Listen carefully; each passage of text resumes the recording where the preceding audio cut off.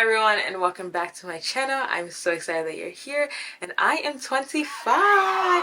Today's not my actual birthday. I wanted to film it yesterday but it was a little spotty. It was a refreshing day, but I am still 25 today. And like I did last year, I wanted to do it again this year. In honor of my frontal lobe being fully developed, I wanted to do 25 lessons that I've learned in my 25 years of life. Some of the lessons were lessons that I had to continue learning on from last year. Some of the lessons were new lessons that I've been learning over the past year and some that I'm still gonna have to implement as I continue to go on with life. This is going to be a sit down, get ready with me, so feel free to grab your makeup, your nail supplies, your hair supplies, whatever you want to do just so we can have a little chat together. Anyway, I think that's it for me and let's get into the video. Bye! I still find it hard to say that I'm 25 because I was just 12 2 days ago. So the fact that I'm 25 now is still such a big shock with me. I was kind of excited the past week or so to get into 25 because I don't know, it just gets very much grown, very much adult, very much let's step into bigger things. Let's just get our life together. Previously leading up to 25, I definitely was like, guys, don't talk about it, like I'm getting old. Hush your lips, like do not mention the fact that I'm turning 25. But now I'm kind of like, hey, I'm 25, I'm kind of sort of grown, so I'm excited about that. Anyway, I kind of wrote these down as they came to mind. They're not in any particular order. The very first one, and I feel like you guys already know this one's coming, you need God. You need Jesus, you need God, you need to read your Bible, all the different variations of those statements. One thing that I've learned because technically that was my 25th year of life. Yeah, one thing that I learned in my 25th year of life is you can't go through this life by yourself. The people in your life will not suffice. You simply need God. I remember a while back when I was really like, God, I need a relationship. And this actually wasn't this was probably 2-3 years ago. God told me to go on a walk and I was listening to Jireh, and I had to listen to Jireh multiple times before, but that time specifically, it just rang true. And the part where it was like, I'm already loved, I'm already chosen. That part just really sank in my head. And that is the fact that, where was I going with the story?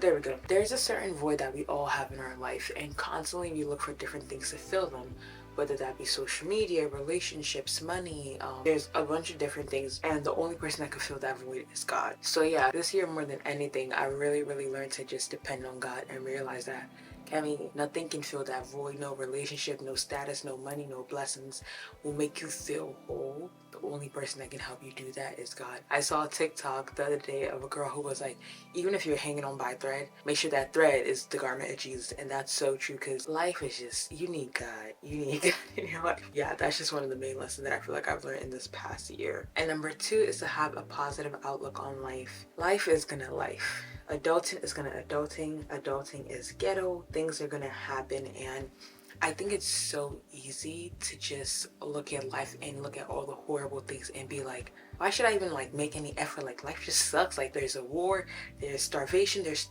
life can really you can really paint a picture that makes life seem like the worst thing ever and you not want to be here.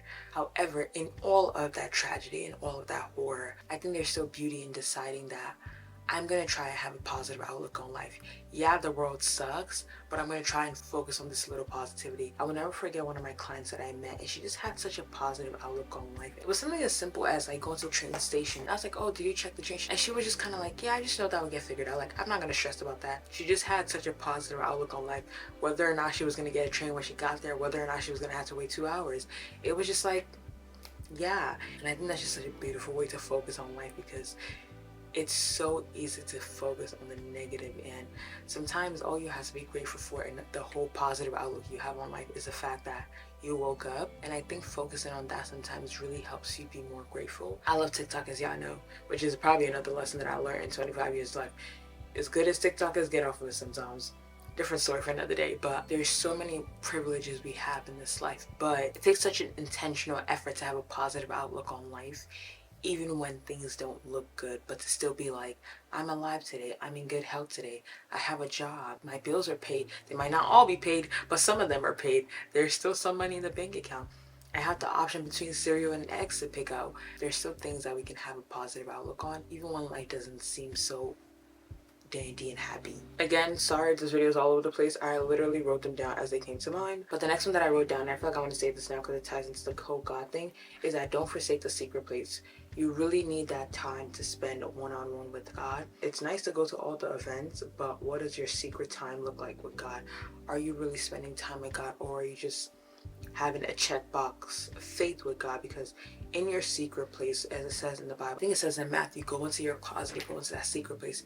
You really need that one-on-one time with God, because that's where you can hear him. Sometimes you might not necessarily hear him at the big conferences or at the church service, but in that secret place you can hear from God. Something that I'm trying to make a conscious habit of is sometimes after I'm done praying, I'll set a timer for like 2-3 minutes and I'll just sit in silence and just wait for God to talk to me. Sometimes I'll take my pen and paper, like, hey God, what do you have to say? There's so many times where I've had days in a row where I just feel like there's just so much chaos going on, and just spending like 20-30 minutes reading my Bible and spending time with God, I feel so much better. Again, we're having a positive outlook on life. There's so much going on in that world that, like, having that special time in the morning with God before you take on the world makes you not be upset at the person that cut you off, makes you not be upset at the person that made you late, makes you not be upset that they made your coffee order wrong. Spending that time in the secret place with God definitely helps you to have a better and positive outlook on life. There's a list that all have God in them, so I'm just going to tackle the God one first and then we'll go into the other ones. And the next one is to pray. There's an audio on TikTok where it goes, we ought to pray. You gotta pray. Along with not forsaking the secret place, you just gotta pray. What is that? 1 Thessalonians 5:17, make your life a prayer. You need to make your life a prayer. Prayer is the lifeline. Prayer is the master key. There's Jesus entered with prayer and with prayer. Prayer is the master key. It was a song that we learned in Sunday school. I can't remember all the lyrics, but it just said prayer is the master key, and prayer really is the master key to life. And if you're not sure where to start with praying consistently, start with scripture. Our Father who art in heaven, hallowed be thy name. That's a prayer you can pray. Psalm 23, the Lord is my shepherd, I shall not want. Those are prayers that you can pray even when you don't have the right words to say. And I think this one is definitely one of the biggest lessons I've learned in the past year. Certain things are simply between you and God. One thing that God has really taught me this year is to shut up. Shut up, shut up, shut up, shut up. You don't have to tell people everything. All that telling people all of your business, none of that is cute. None of that is cute. It took me a long time to learn this one because I'm so used to, like, I just want to tell everybody everything. But I had to learn that Kemi, certain promises, certain requests, nobody needs to know that but you and God. Which goes into my next point of people will always have opinions. Make sure that God's opinion matters to you the most. One of the issues with telling so many people about your thoughts, your plans, and all that is when God is even speaking to you, you've flooded your mind with so many other opinions, so many other people's thoughts that you're now doubting God's opinion because the prophet in your life said one thing, or your sister said one thing, or your brother said one thing, or your friend said one thing. You have so many opinions that God's voice is now mixing the shuffle. And I'm not saying to not have people around you that you can seek counsel, but at most 1 or 2 people. But the whole going around and telling the whole world, I used to be the president of that club, cut it out. There were times where I literally was so certain that God was telling me something. I was so certain in the decision. But by the time I told person 1, person 2, person 3, I'm looking like, oh crap, am I sure in my decision? Do I really want to do this? Is this the right thing to do? Because you've heard too many people's opinions. My friend said one thing, I hope I word this right. Let God show the people the evidence. You don't have to worry about showing people the evidence. Let God show people the evidence of what it is that he's doing in your life. Which then goes into my next point of be okay with people not understanding you or what God is doing in your life. Again, we're having so many opinions sometimes. We know what we want to do. We know what God wants us to do. But because other people are not okay with it, or because other people don't understand it, you begin to doubt it. One thing I've even had to work on personally is like being okay with not even fully understanding God's plan for my life. And just knowing that God might just give me a little snippet of direction and I would just follow him. And I just need to focus on that. Because how can I convince people when I'm not even fully sure what God is doing, but I know that I'm following him? It's just a whole thing. But one of my things now has just been like, I don't even tell people, trust me. I'm like, trust God. As it says in scripture, trust in the Lord with all your heart and lean not on your own understanding. I'm like, trust God. God is doing something. I can't tell you much about it, but just trust them. Okay, now I kind of want to go into like lighthearted ones that I feel like I learned. I feel like the first few ones are very hefty. And the next one is to let go of offense. And I know this one's a hard one. This is one that I don't know if you ever stop learning about this one, but it's one that is just like, Kemi, let go of offense. Being mad all the time is not cute. Holding constant offense against one person or another person is just a lot of work. If you try to nitpick what everybody does, you're gonna be constantly offended. You probably offend people all the time too, which is something I tell myself. I'm like, Kemi, you probably offend people too. But they give you grace, so share that same grace with other people. People are gonna upset you, people are gonna do things that piss you off. Sometimes you just need to take a little breath, be like, ugh, sleep on it, and let it go, which is one thing that I've learned about myself. I'm not a something happened, let's talk about it right now kind of person, because most times when I sleep on it, I'm like, Kemi, wasn't that deep. However, if I go in guns blazing of how I'm feeling in that moment, sometimes you cause more damage than good when it's just like, girl, you just need a little nap. Your social battery just ran out. You just needed a quick little break and you'll be fine. Offense is one of those things where it's so easy to hold on to. So you really have to be like, I'm not gonna let things upset me. Just, dang, I peaked that, but I'm gonna let it go. Which goes into my next point, and this is the one that I've had for a long time, but I think with the frontal lobe being developing on, it's sinking again, and that's to have an okay bet mentality. Certain things are gonna happen, and you have to literally see and be like, okay, bet, and you move on. It doesn't need to be this big thing. These points are all starting to tie together, which is good. Assess the people around you, assess what is being said around you, and move accordingly. If people are showing you a certain pattern constantly and constantly, sometimes you don't have to keep beating a dead horse by talking about it over and over again. Assess that and be like, okay, I see that, and I now have the choice to either accept that or be like, I don't want to be part of this, which is why I like to call it okay bet, because I see it, okay bet, and keep it cute. And the next one, which ties into that, is assess the season you're in and move accordingly. Know when God is taking you to a different season. Know when God is moving you to a different path that you maybe didn't think about. Assess the season you're in and move accordingly. One of the things that I've been trying to tell myself lately is I don't want to overstay my welcome anywhere. What season do you have me in, God?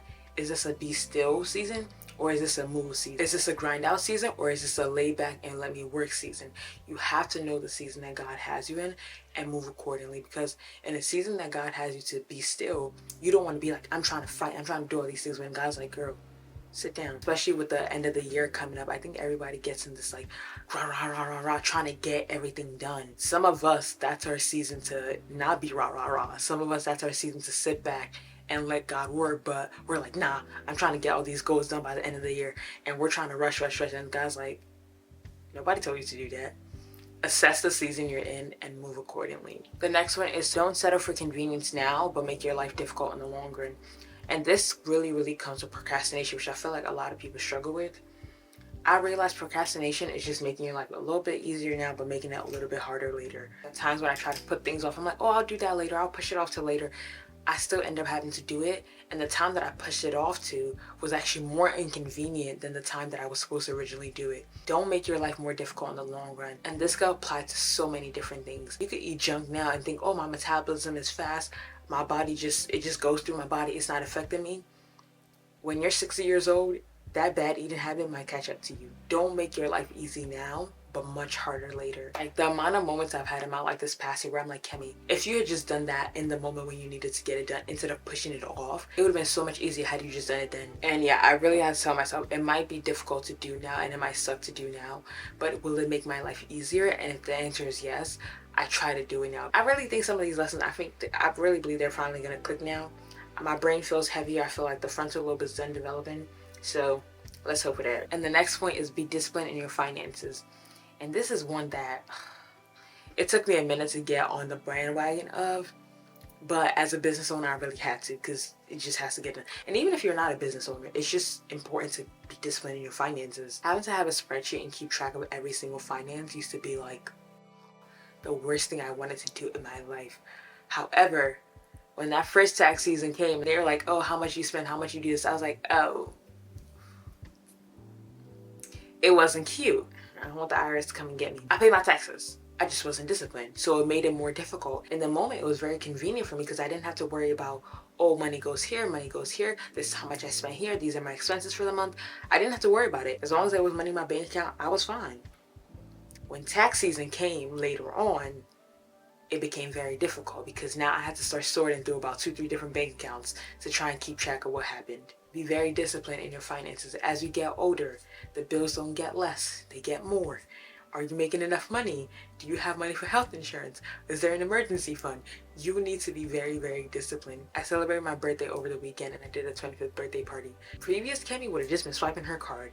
I wrote down budget by budget. How much are you going to spend on every single thing? And I kept track of it down to the cent. I only used one card, so I'm like, that way I can monitor it. I was very, very proud of myself because before I was just like, oh girl, as long as there's money, as long as the party gets paid for, I'm fine. No. Be very, very disciplined with your finances. There's even a Bible verse that talks about to whom much is given, much is required. You can't pray for better finances and not be disciplined with what God is giving you now. You have to be disciplined with your finances. You have to know how much is coming in. You have to know how much is going out. I don't even feel like I'm to like the best yet, but even now, I look at where I was like a year ago. I'm like, Kemi, why did it take you so long to get some of these things? But I'm learning as I go, and it's not cute to just be going off of vibes with your finances. Be disciplined. The next lesson that I learned in 25 is strive for better, but don't be miserable now. I think when you're in your 20s, especially like your mid 20s, everybody's living such different lives. There's the people that are in school, there are the people that are full-time working, there are the business owners, there are the people that are having kids, there are the people that are planning their marriage. Everybody is in a different stage of life, and I feel like it's so confusing in knowing like, am I really doing the right thing for right now? And we all have these goals and just these desires that we want to accomplish. And while it is important to always strive for better, don't be miserable now. Yes, strive for a better job, but don't be miserable in this current job. Yes, strive for marriage, but don't be miserable in your singleness. Yes, strive for better opportunity, but don't be miserable now. Being miserable now is not fun. Segue into relationships. This was the first year where I was like single. Previous years, it was like a little glimpse of like a little talk here, talk. But this year, it was very... Anyway, it was one of those things where I look back, I was like, Kemi, wow, you weren't really miserable. Nigerians say, I can't come and kill myself. Yeah, it was something that I wanted, and I was doing things that I could do in my control, like praying, doing research on marriage, learning more about marriage. I did what I could do, and I was striving for it in that sense. But I wasn't like every day, where's my husband? When is he gonna come? Going to every single conference, going on every single dating app. That would then lead into misery for me. I think I've shared this on this channel of the whole searching and like, where's my husband? That was never fun for me. And I had to simply be like, that ain't me. I'll do what I can do, which is to pray.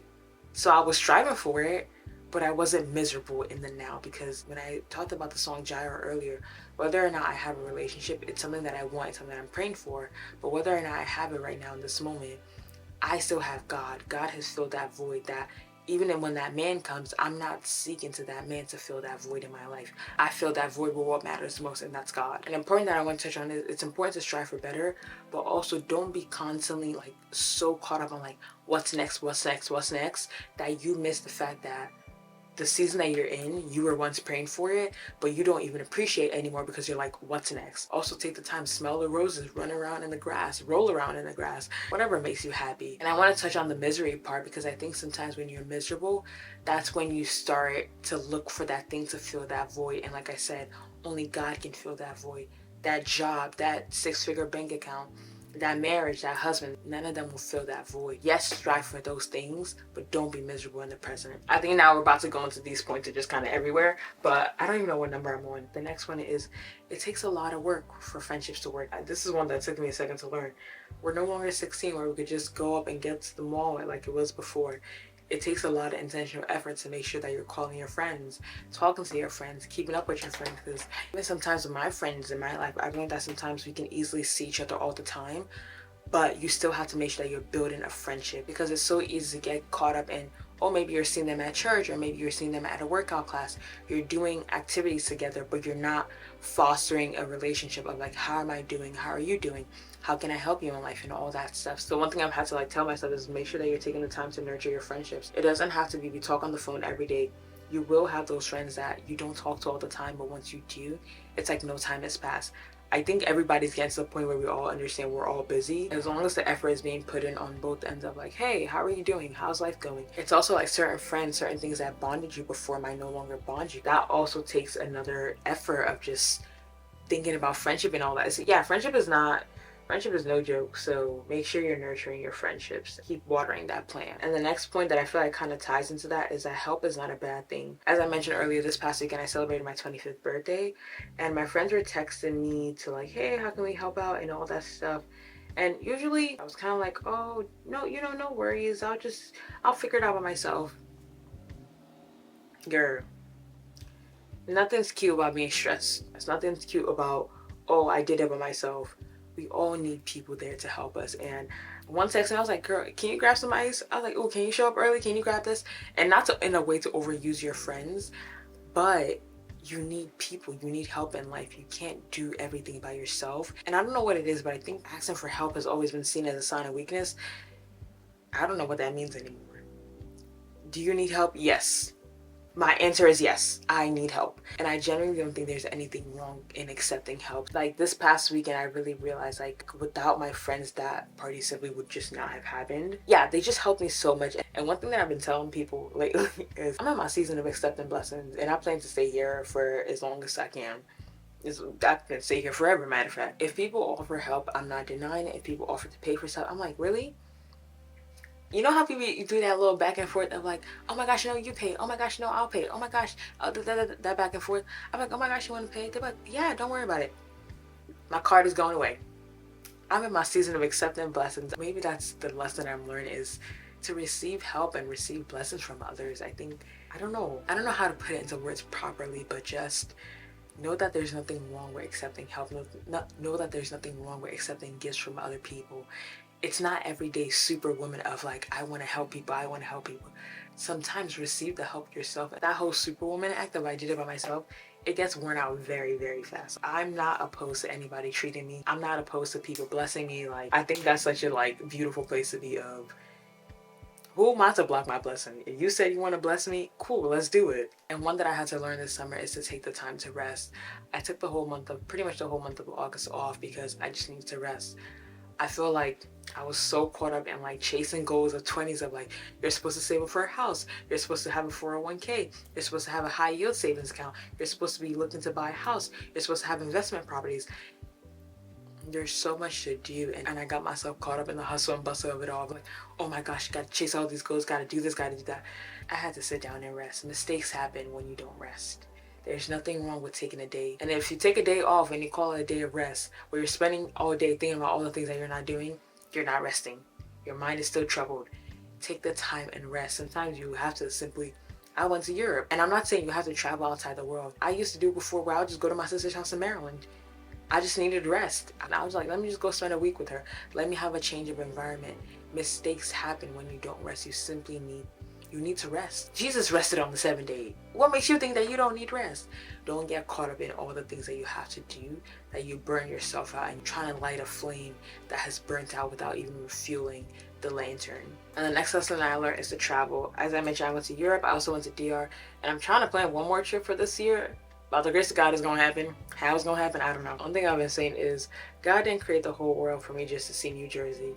I feel like I want to explore, I want to see the world. One of my clients, she even told me recently, her and her girlfriends, they did like a little day trip to Florida. They went in the morning, they came back at night. Sometimes it doesn't even have to be like an overnight trip, but just to make sure that I'm still seeing the world and exploring the world. I think traveling opens your mind up to more possibility. I think traveling inspires you a little bit. It doesn't always have to be crazy. I'm in Jersey. I want to do like a quick, let's go to upstate New York for a day. Let's go to PA for a day.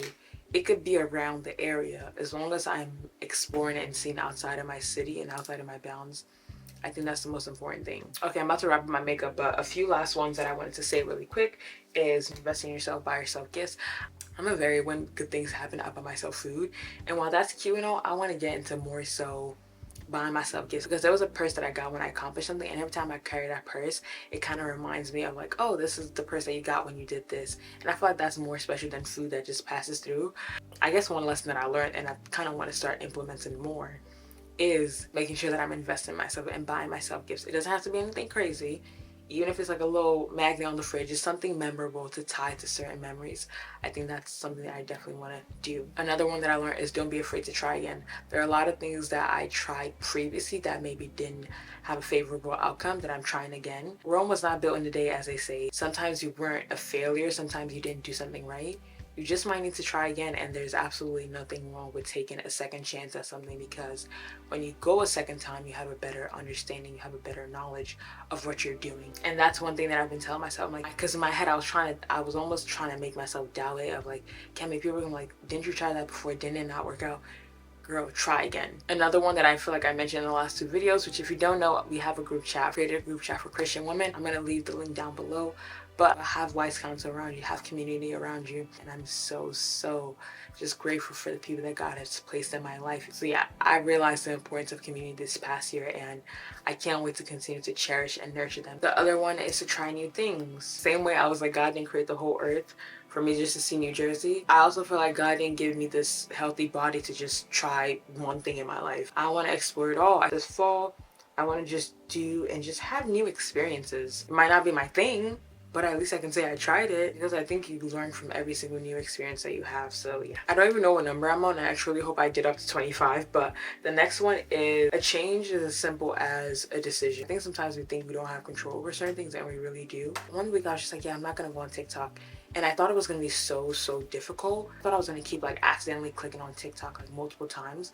But I think it only happened once, like towards the end of the week. And that was because I had to actually check for something. Me simply making that decision of like, I'm not going to go on TikTok that week. I wasn't even craving it that much just because I simply made that decision. And I think that taught me that a lot of things that I think I'm so dependent on, like TikTok, because I was like, oh, how can I go a whole 7 days without watching TikTok? I was just fine. I was A-okay. But making a decision and following it through that one time will give you momentum to keep on following through, and making a simple decision can bring forth a great change. I feel like I didn't talk about relationships too much, but one thing that I did want to say is red flags will always be red flags. Red flags don't turn into orange flags. Red flags don't turn into green flags.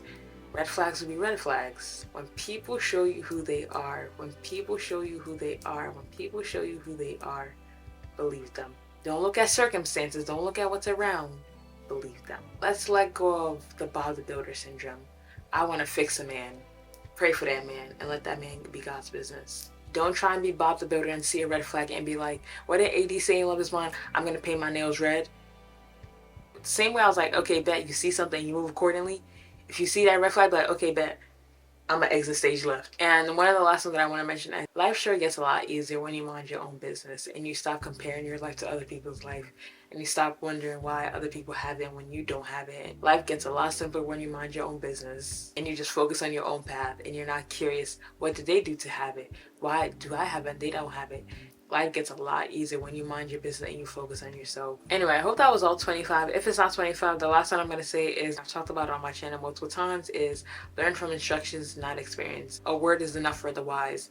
You don't have to go through your own experience with something for you to learn that, oh crap, I shouldn't have done that. When someone that you trust tells you, hey, maybe don't go through that, that's enough information for you to not go through that path.